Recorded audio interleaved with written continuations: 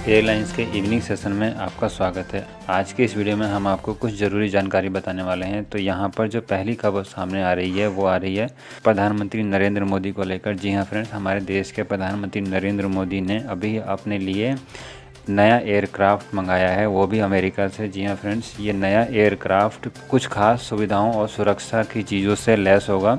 आपको बताना चाहेंगे कि ये नया एयरक्राफ्ट अमेरिका के राष्ट्रपति डोनाल्ड ट्रंप के एयरक्राफ्ट के बराबर का एयरक्राफ्ट रहने वाला है। हालांकि भारत अमेरिका से इस समय काफ़ी पीछे है, लेकिन यहाँ पर बात करें प्रधानमंत्री नरेंद्र मोदी के लिए तो उन्होंने राष्ट्रपति डोनाल्ड ट्रंप के बराबर का एयरक्राफ्ट अपने लिए ऑर्डर कर डाला है। आने वाले समय में प्रधानमंत्री नरेंद्र मोदी इसी एयरक्राफ्ट से ट्रैवल करेंगे। उनको कहीं भी जाना होगा इसी एयरक्राफ्ट से वो जाया करेंगे। इस एयरक्राफ्ट में फ्रेंड्स मीडिया के लिए, साथ ही साथ गेस्ट्स के लिए और नरेंद्र मोदी के लिए अलग अलग कैबिन बने होंगे जहां पर वो आराम से रह सकते हैं। इस एयरक्राफ्ट में और भी कई सुरक्षा उपकरण लगे होंगे जिससे कि दुश्मन का कोई भी जहाज़ या फिर कोई भी मिसाइल इस विमान को टच नहीं कर पाएगा। और साथ ही साथ ये एयरक्राफ्ट पूरी तरह से सुविधाओं के साथ रहने वाला है।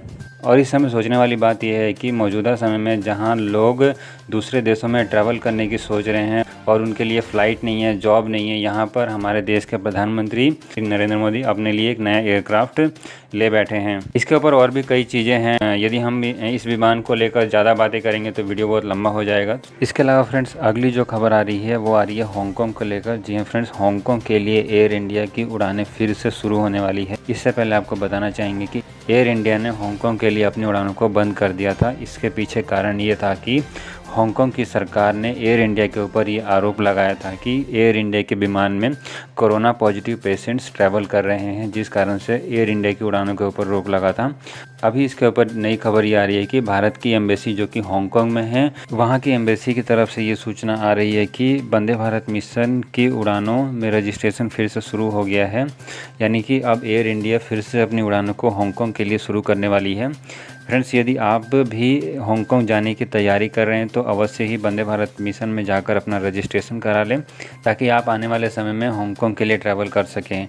चलते हैं अगली खबर की तरफ जो आ रही है यूएई, दुबई और गल्फ़ कंट्री में ट्रैवल करने वाले लोगों को लेकर। फ्रेंड्स, ये न्यूज़ सभी के लिए इम्पोर्टेंट है, चाहे आप किसी भी देश में जा रहे हों। यहाँ पर फ्रेंड्स ज़रूरी सूचना ये आ रही है कि दुबई के एयरपोर्ट के अधिकारियों ने भारत के कई लोगों को पकड़ा है जो कि कोरोना का फेक रिपोर्ट लेकर ट्रैवल कर रहे थे। और यहाँ पर ऐसे लोगों को पकड़ने के बाद दुबई की सरकार उनके ट्रैवल पर हमेशा के लिए रोक लगा रही है।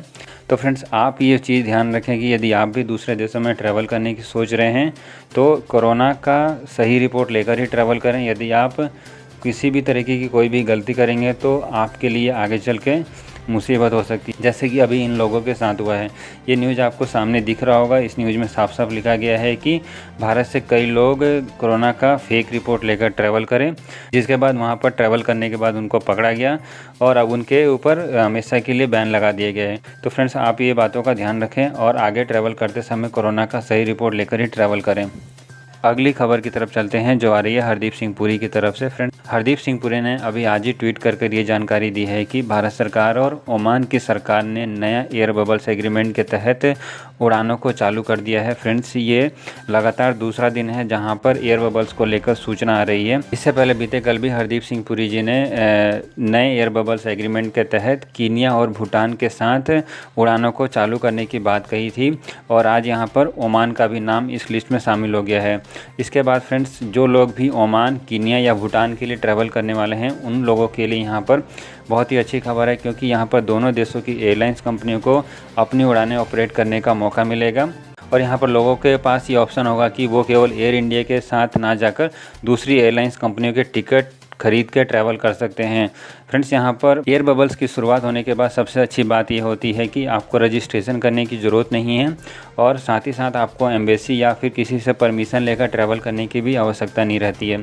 तो यहाँ पर इन देशों के साथ जो नए एयर बबल्स एग्रीमेंट अब बन रहे हैं उससे फ्रेंड्स आने वाले समय में ट्रैवल करना और भी आसान हो जाएगा और लोग अब आसानी से दूसरे देशों में जा सकते हैं। आपको बताना चाहेंगे कि भारत यहाँ पर लगातार दूसरे देशों से बातचीत कर रहा है कि वहाँ से नए एयर बबल्स एग्रीमेंट के तहत उड़ानों को चालू किया जाए। इस लिस्ट में अभी थोड़ी सी प्रॉब्लम आ रही है। नए देश भारत के साथ एयर बबल्स एग्रीमेंट नहीं करना चाहते क्योंकि भारत में इस समय कोरोना काफ़ी तेज़ी से फैल रहा है। यही कारण है कि नए एयर बबल्स और नई उड़ानों को चालू करने में दिक्कतें आ रही हैं।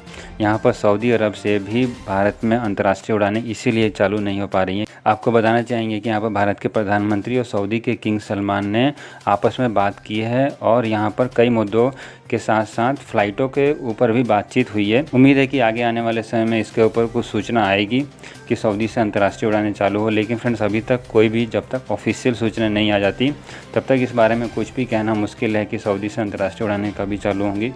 इसके अलावा फ्रेंड्स दूसरे देशों से नए एयर बबल्स एग्रीमेंट के तहत भारत लगातार कोशिशें कर रहा है और उम्मीद है कि बहुत ही जल्दी इन एयर बबल्स को भी चालू कर लिया जाएगा।